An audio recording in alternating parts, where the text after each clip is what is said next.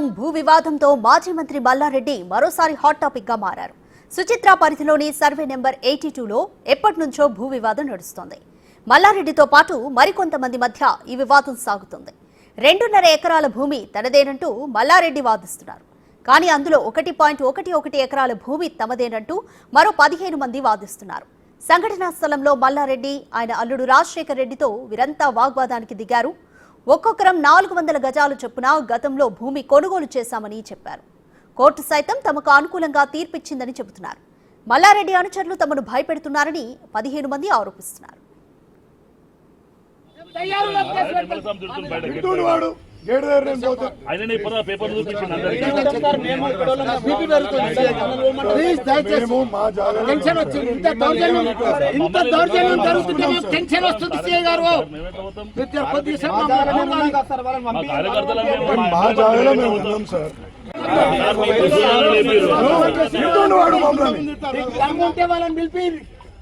వాళ్ళని పిలిపియారు, అది కూడా మాకు తెలుసు.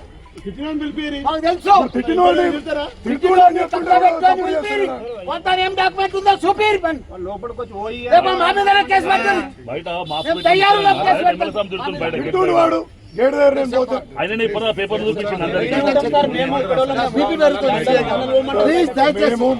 టెన్షన్ వచ్చింది.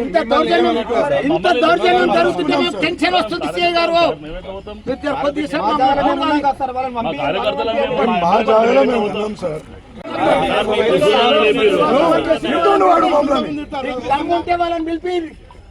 వాళ్ళని పిలిపియారు, అది కూడా మాకు తెలుసు.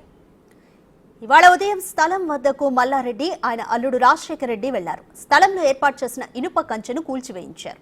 దీనిపై సదరు 15 మంది అభ్యంతరం వ్యక్తం చేశారు. ఘటనా స్థలానికి చేరుకున్న పోలీసులు స్థలంపై కోర్టు ఆర్డర్ ఉన్నందున ఎలాంటి గొడవలు చేయొద్దని ఇరు వర్గాలకు సర్ది చెప్పే ప్రయత్నం చేశారు. మాజీ మంత్రి మల్లారెడ్డి అనుచరులు తమను భయపెడుతున్నారని మిగతా 15 మంది వాపోతున్నారు. దొంగలు రౌడీలంతా నాకు ఏమన్నా 5 నిమిషాలు కబ్జా గురవుతున్నాయి. దొంగలు రౌడీలంతా నాకు ఏమన్నా 5 నిమిషాలు కబ్జా గురవుతున్నాయి. దొంగలు రౌడీలంతా నాకు కబ్జా. మోర్ డీటెయిల్స్ మా ప్రతినిధి వెంకట్ అందిస్తారు. వెంకట్, సుచిత్ర పరిధి సర్వే నెంబర్ 82లోని 2 ఎకరాల భూమి తమదే అంటూ మల్లారెడ్డి వాదిస్తున్నారు. కాదు, ఒక్కొక్కరం 400 గజాలు కొన్నామంటూ 15 మంది, అలాగే కోర్టు తీర్పు కూడా మాకే అనుకూలంగా ఉందంటూ కూడా ఆ 15 మంది వాదిస్తున్నారు. మొత్తానికి అసలు కోర్టు పరిధిలో ఉన్న భూమిలో ఎందుకని ఇనుప కంచెల్ని తొలగిస్తున్నారు?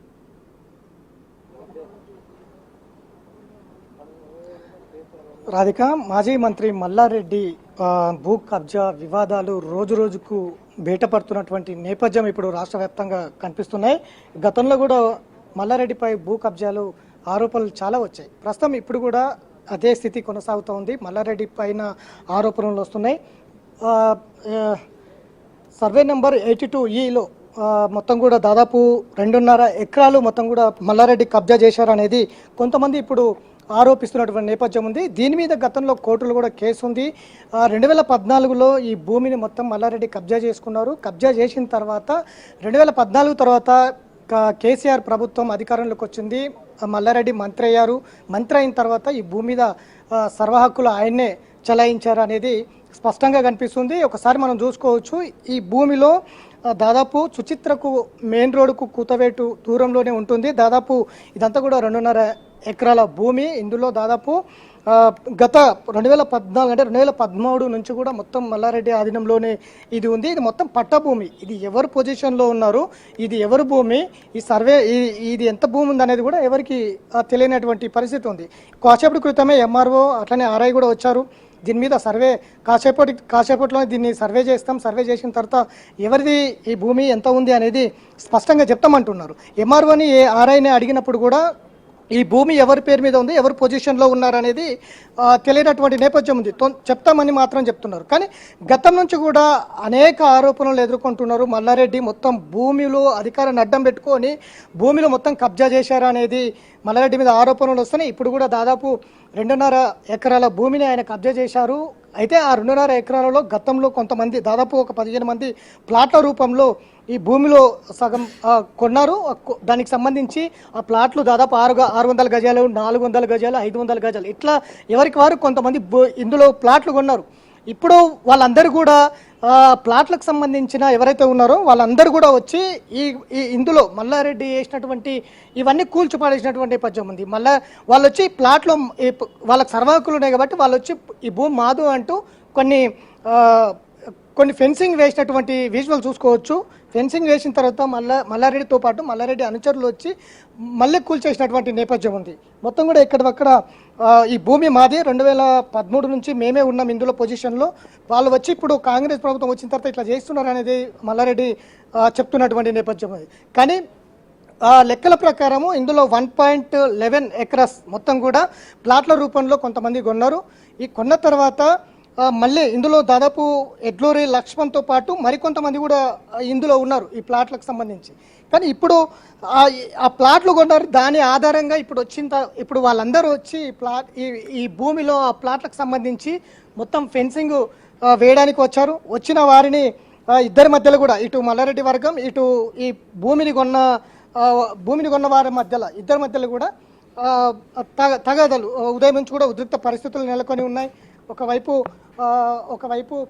ఇటు మల్లారెడ్డికి సంబంధించిన వర్గాలు ఉన్నాయి, ఇటు భూమిని కొన్న వాళ్ళకి సంబంధించిన మధ్యలో పోలీసులు వచ్చారు. వాళ్ళందరినీ కూడా చెదరగొట్టినటువంటి పరిస్థితులు ఉన్నాయి. కొంతమందిని ఇప్పటికే మల్లారెడ్డితో పాటు కొంతమందిని పోలీస్ స్టేషన్ తీసుకెళ్లినటువంటి నేపథ్యం కనిపిస్తుంది. ఇంకా ఇక్కడే ఇటు మల్లారెడ్డి అల్లుడు అటు కొడుకు ఇద్దరు కూడా ఇక్కడే ఉన్నారు. ఈ భూమి మాదే అంటూ ఇక్కడే ఉన్నటువంటి నేపథ్యం ఉంది. కానీ భూమి 2014 తర్వాత భూమిని మేము ఇక్కడ కొన్నాము. అడ్లూరి లక్ష్మణ్తో పాటు మరికొంతమంది ఇందులో ప్లాట్లు కొన్నారు. కానీ అడ్లూరి లక్ష్మణ్ శ్రీనివాసరెడ్డి అనే వ్యక్తికి అమ్మేసిన తర్వాత శ్రీనివాసరెడ్డితో పాటు మిగతా కొంతమంది అందరు కలిసి భూమికి సర్వాహక్కులు మావే అంటూ వచ్చారు. ఇక్కడికి వచ్చి వాళ్ళ ఏదైతే కొన్నారో ఆ భూమి కాడికి ఫెన్సింగ్ వేయడం మొదలుపెట్టారు. అందులో భాగంగానే మల్లారెడ్డి వాళ్ళు వచ్చి కూడా దీన్ని అడ్డుకున్నారు. ఇద్దరి మధ్యలో పెద్ద ఎత్తున గొడవలు కూడా అయ్యాయి. ఉద్రిక్త పరిస్థితులు కూడా నెలకొని ఉన్నాయి. పోలీసులు రంగప్రవేశం చేసిన తర్వాత ఇద్దరిని కూడా కూర్చోబెట్టి మాట్లాడుకునాలి సర్ది చెప్పి కొంతమందిని పోలీస్ స్టేషన్ కూడా తీసుకెళ్లారు. ఇక ఇప్పుడే రెవెన్యూ అధికారులు కూడా వచ్చారు. దీని మీద సర్వేలు చేసేందుకు కూడా ప్లాన్ చేస్తున్నటువంటి నేపథ్యం ఉంది. అంటే ఇప్పటివరకు భూమి ఎవరు పొజిషన్లో ఉంది అనేది అయితే స్పష్టంగా అయితే తెలియదు. కానీ వీరి దగ్గర అయితే డాక్యుమెంట్స్ ఉన్నాయి. మాది కొంతమంది భూమి కొన్నట్టు, ఇటు మల్లారెడ్డిది నాదే అని చెప్తున్నారు. వాస్తవానికి గత కొన్నాళ్ళ నుంచి కూడా ప్రభుత్వము గత తెలంగాణ ఆవిర్భవించిన తర్వాత కేసీఆర్ అధికారంలోకి వచ్చిన తర్వాత భూములు కబ్జాలోకి వెళ్ళినటువంటి నేపథ్యం చాలా ఉన్నాయి. మల్లారెడ్డి అంశాలు గతంలో కాలేజీ దగ్గర కూడా ఆయన భూమి కబ్జా చేసి కాలేజీ కట్టారు. దానిపైన జిహెచ్ఎంసీ అధికారులు కూడా కూల్చివేసినటువంటి నేపథ్యం ఉంది. ఇప్పుడు తాజాగా కూడా ఈ ప్రాంతంలో చాలామంది భూములు కబ్జాలకు గురి చేశారు. పట్ట భూములు కావచ్చు, ప్రభుత్వ భూములు కావచ్చు, ఇట్లా చాలామంది భూములు మల్లారెడ్డి కబ్జా చేశారనేది ఆరోపణలు అయితే స్పష్టంగా వినిపిస్తున్నాయి. అధికారాన్ని అడ్డం పెట్టుకొని మల్లారెడ్డి చేసే పనులన్నీ కూడా ఇవే ఉన్నాయి. మొత్తం భూములన్నీ కబ్జా చేయడం, లాక్కోవడం లాంటివే ఉన్నాయనేది కూడా ఆరోపిస్తున్నట్టు ఉంది. గతంలో కూడా ఎవరైతే ఇక్కడ ప్లాట్లు కొన్నారో వాళ్లకు ఉమ్మడి సర్వే చేస్తే కూడా వాళ్ళకే అనుకూలంగా వచ్చాయి ఈ భూమికి సంబంధించి. ఆ తర్వాత మళ్ళీ కోర్టులోకి వెళ్ళారు. కోర్టులో కూడా స్టే ఇచ్చింది. కోర్టు కూడా స్టే ఉన్నా కూడా మల్లారెడ్డి తన వర్గంతో ఇక్కడ భయభ్రాంతులకు గురి చేశారనేది ఈ ప్లాట్లు కొన్న బాధితులు అయితే చెప్తున్నటువంటి నేపథ్యం ఉంది. మొత్తము ఇందులో 2.5 ఎకరాలలో 1.11 ఎకరాస్ ప్లాట్ల రూపంలో కొన్నారు. ఇప్పుడు ఆ ప్లాట్ల రూపంలో ఎవరు కొనలేదు అనేది మల్లారెడ్డి వర్గం చెప్తున్నటువంటి, కానీ వాళ్ళ దగ్గర ఆధారాలు ఉన్నాయి, మేము కొన్నాం అనేది ఇటువైపు బాధితులు చెప్తున్నటువంటి నేపథ్యం ఉంది. మొత్తం మీద ఇదంతా కూడా పోలీస్ స్టేషన్లో పంచాయతీ ఉంది. ఇప్పటికే మల్లారెడ్డితో పాటు మల్లారెడ్డి వర్గాన్ని కూడా కొంతమందిని పోలీసులు అదుపులో తీసుకున్నారు. ఇటువైపు వాళ్ళని కూడా తీసుకున్నారు. దీని మీద ఇప్పటికే కోర్టులో ఉంది. కోర్టులో తేల్చుకోవాలి. ఇప్పటివరకు మొత్తం కూడా ఇప్పటికే ఇంకా పోలీసులు ఒకసారి చూసుకుంటే కనుక ఇటు మల్లారెడ్డితో పాటు మల్లారెడ్డి కొడుకు ఇటు అల్లుడు ఇద్దరు కూడా అక్కడే ఉన్నటువంటి నేపథ్యం అయితే కనిపిస్తుంది. మొత్తం మీద మల్లారెడ్డి మీద గతం నుంచి కూడా అనేక ఆరోపణలు వస్తున్న నేపథ్యంలో ఇప్పుడు కూడా భూ కబ్జాకు సంబంధించి మల్లారెడ్డి చేశారనేది అయితే పెద్ద ఎత్తున వాళ్ళ ఆరోపణలు చేస్తున్నటువంటి నేపథ్యం అయితే స్పష్టంగా కనిపిస్తూ ఉంది. ఎవరు కొన్నారు, ఇందులో పొజిషన్లు ఎవరు ఉన్నారు, ఎవరు లేదనేది అయితే ఇప్పటివరకు అయితే తెలియనటువంటి నేపథ్యం ఉంది. ఇక సర్వేతో పాటు మిగతా రెవెన్యూ అధికారులు కూడా వచ్చారు, ఇక్కడికి సర్వే చేస్తామని చెప్తున్నారు. గతంలో కూడా సర్వే చేస్తే వాళ్ళకే వచ్చింది అనేది స్పష్టంగా చెప్తున్నారు. ఒకసారి మల్లారెడ్డి కొడుకు భద్రారెడ్డి గారు ఉన్నారు. అలా చెప్పు, ఏంది ఉదయం నుంచి కూడా ఉద్రిక్త పరిస్థితులు నెలకొని ఉన్నాయి. ఎవరిది భూమి? వాళ్ళు మాది అంటున్నారు, మీరు మాది అంటున్నారు. ఇంతకుముందు చెప్పినట్టు 2011లో మేము దూల్చంద్ అనే ఇండస్ట్రియలిస్ట్ కొన్నాం ఇది ప్రాపర్టీ. ఇది ఆయన దానికి ముందు 20 years నుంచి ఆయన ఇండస్ట్రీ ఇక్కడ నడిపిస్తున్నాడు. కాంపౌండ్ వాళ్ళ బౌండరీస్ అన్నీ కూడా అప్పటి నుంచే ఉన్నాయి. సో వీళ్ళు మధ్యలో వచ్చి ఇప్పుడు ఏదో డాక్యుమెంట్ క్రియేట్ అయింది వాళ్ళకి, పొజిషన్ లేకుండా డాక్యుమెంట్ క్రియేట్ అయింది వాళ్ళకి, అవి ఇప్పుడు వాళ్ళు క్లెయిమ్ చేస్తున్నారు అంతే.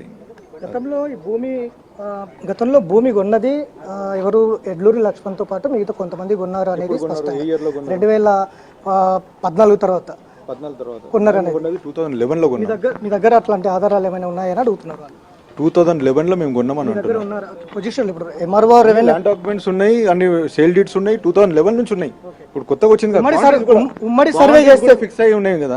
ఉమ్మడి సర్వే చేస్తే కూడా వారికే వచ్చినట్టు కూడా చెప్తున్నటువంటి నేపథ్యం ఉంది. కోర్టులో స్టే కూడా ఉంది, మీరు ఎందుకు వెకెట్ చేసుకోలేకపోయారు అధికారంలో ఉండి కూడా? నేను ఒక మాట చెప్తున్నాను, కోర్టు ఆర్డర్ ఉంటే చూపియాలా. కోర్టు ఇచ్చి రాత్రి దొంగల లెక్క రారు ఎవరన్నా. కోర్టు ఆర్డర్ ఉంటే పోలీస్ స్టేషన్లో ప్రొటెక్షన్ కోసం అడిగి వాళ్ళు బాధ్యత చేసుకోవాలి. రాత్రి 2 గంటలకు గోడలు దుంకి సీసీ కెమెరాలు కట్ చేసి సెక్యూరిటీని ఫోన్లు గుంజుకొని వాళ్ళని లోపల బంధించి అది అట్లా కరెక్ట్ కాదు కదా. అది అంటే మీరు సర్వే చేయడానికి ఒప్పుకోలేదు అనేది పోలీస్ వ్యవస్థ ఎందుకు ఉంది? పోలీస్ వ్యవస్థ ఎందుకు చెప్పు, నువ్వు చెప్పరా సార్, పోలీస్ వ్యవస్థ ఎందుకు ఉంది? ఇవన్నీ డిస్ప్యూట్స్ క్లియర్ చేయడానికే కదా. మళ్ళీ అక్కడ పోయి రిపోర్ట్ చేయాలి, పలానా ఉంది, మాకు ఆర్డర్ వచ్చింది, కైండ్లీ ప్రొటెక్ట్ అస్ అని. అది లేకుండా రాత్రిపూట దొంగల్లాగా రావడం ఏంటి? కత్తులు ఇవి కట్టుకొని పారాలు పట్టుకొని రావడం ఏముంది? ఫెన్స్ క్రియేట్ చేసుకొని డిమాలిష్ చేయడం ఏంది? అది కరెక్టేనా? 30 years నుంచి పొజిషన్ ఉన్న వాళ్ళని ఓవర్ నైట్ మీ ఇంటికి వచ్చి రేపు నుంచి నీ ఇల్లు కాదని చెప్పేసి అయిపోతుందా? బయటికి వెళ్ళకూడదు అయిపోతుందా? నేను కరెక్ట్ కాదని చెప్తున్నాను. ప్లాట్ల రూపంలో మేము కొన్నామని చెప్తున్నారు వాళ్ళు. 1.11 acres ప్లాట్ల రూపంలో మేము కొన్నాం, 600 గజాలు. రైట్ఫుల్ ఓనర్ ఎవరు ఉంటాడు? ఇప్పుడు నేను రేపు మీ ఇంటి మీద డాక్యుమెంట్ క్రియేట్ చేసి నీళ్ళు నాదంటే నువ్వు ఇచ్చేస్తావా? ప్లాట్లు అయిపోతాయా? అసలు కాదు కదా. ఫస్ట్ ఓనర్ ఎవరు? ఎప్పటి నుంచి ఉంది వాళ్ళకి లింక్ డాక్యుమెంట్ ఏముందా? మరి ఎక్కడి నుంచి వచ్చింది ఆ డాక్యుమెంట్? ఇప్పుడు పక్కన డిఫెన్స్ ల్యాండ్లో పోయింది, సో వాళ్ళతో పడలేక ఇక్కడ పడుతున్నారు అంతే. క్లియర్ విషయం చెప్తున్నారు అంతే. వాళ్ళది 4 acres డాక్యుమెంట్ ఉంది, మరి ఇక్కడ 4 acres లేదు కదా. ఇక్కడ ఉండే 1 acre కోసమే డిస్ప్యూట్ చేస్తున్నారు. మళ్ళీ మిగిలిన ల్యాండ్ ఎక్కడ పోయింది? లేదు 3 acres ఎక్కడ పోయింది? దానికో రాజశేఖర రెడ్డి గారు ఉన్నారు అన్న, ఏం అలా ప్లాట్ల రూపంలో కొన్నామని చెప్తున్నారు వాళ్ళు. 2 నిమిషాలు అంటే స్టే లైవ్ లో ఉంది, స్టే కూడా ఉంది. ఎందుకు అంటే గతంలో మీ మీద కూడా చాలా ఆరోపణలు వచ్చాయి కదా భూమికి సంబంధించి అంశం. అన్ని చేసేసినాం. 2 minutes అనగా చెప్తాం, స్టోరీలు అన్నీ చెప్తాను. సో ఇది మొత్తం మీద అయితే భూమికి సంబంధించిన అంశము 2 వర్గాల మధ్య అయితే ఉద్రిక్త పరిస్థితులు అయితే నెలకొని ఉన్నాయి. ఉదయం నుంచి పోలీసులు ఇటు కొంతమందిని అయితే అదుపులో తీసుకున్నారు, మరి కొంతమందిని ఇప్పటికే ఇక్కడే ఏదైతే భూమికి సంబంధించిన దాంట్లోనే ఇప్పటికే మల్లారెడ్డి కుమార్ కొడుకు ఇటు ఆల్రెడీ ఇక్కడే ఉన్నటువంటి నేపథ్యం కనిపిస్తూ ఉంది. ఇక స్పష్టంగా ఈ భూమిని మేము ప్లాట్ల రూపంలో కొన్నామని ఒకవైపు వాళ్ళు చెప్తున్నటువంటి నేపథ్యం ఉంది. కానీ దాదాపు 14 ఏళ్ల నుంచి మేము ఇందులో మేము పొజిషన్లో ఉన్నామని ఇటువైపు చెప్తున్నటువంటి నేపథ్యం స్పష్టంగా కనిపిస్తుంది. సో ఇది మొత్తం మీద అయితే భూమి అంశం ఇది బోయిన్పల్లి దగ్గర అంటే షాపూర్కు వెళ్లే రూట్లో దాదాపుగా సుచిత దగ్గరలో ఉన్నటువంటి భూమి వివాదం అయితే తారస్థాయికి చేరిందని చెప్పుకోవచ్చు. గతంలో కూడా మల్లారెడ్డి మీద అనేక భూమి కబ్జాలు వస్తున్నటువంటి నేపథ్యంలో ఇప్పుడు ఇది కొంత ఆసక్తి ఉత్కంఠగా ఉందని చెప్పుకోవచ్చు. పోలీస్ స్టేషన్లో తేల్చుకోవాలి, పోలీస్ స్టేషన్లోనే దీన్ని మొత్తం కూడా పరిష్కరించే విధంగా చేసుకోవాలనేది అయితే ఇటు పోలీసులు అయితే చెప్తున్నటువంటి నేపథ్యం ఉంది. చాలా మంది ఇక్కడికి ఇటు మల్లారెడ్డి వర్గీయులు అందరూ కూడా ఇక్కడే ఉన్నారు. ఎందుకంటే గతం నుంచి కూడా మనం చూసుకున్నట్లయితే దీని మీద అనేక ఆరోపణలు ఉన్నప్పటికీ ఇది కోర్టులో ఉన్నప్పటికీ కూడా తేల్చుకోలేనటువంటి సిచ్యువేషన్ ఉంది. కాబట్టి మరికొద్దిసేపట్లో వారిని అరెస్ట్ చేస్తారా, మళ్ళీ ఏం చేస్తారా అనేది అయితే సస్పెన్షన్గా ఉందని చెప్పుకోవచ్చు. ప్రభుత్వ అధికార రెవెన్యూ డిపార్ట్మెంట్ వాళ్ళు కూడా వచ్చారు, వాళ్ళ దగ్గర కూడా పొజిషన్లు ఎవరున్నారని కూడా తెలియదు. వాళ్ళు సర్వేలు చేస్తామని చెప్తున్నారు. సర్వే చేసిన తర్వాత డాక్యుమెంట్ రూపం ప్రకారంగా ఎవరిది అనేది తేలుస్తామని అయితే రెవెన్యూ డిపార్ట్మెంట్ వాళ్ళు కూడా చెప్తున్నటువంటి నేపథ్యం అయితే కనిపిస్తూ ఉంది. Thank you Venkat.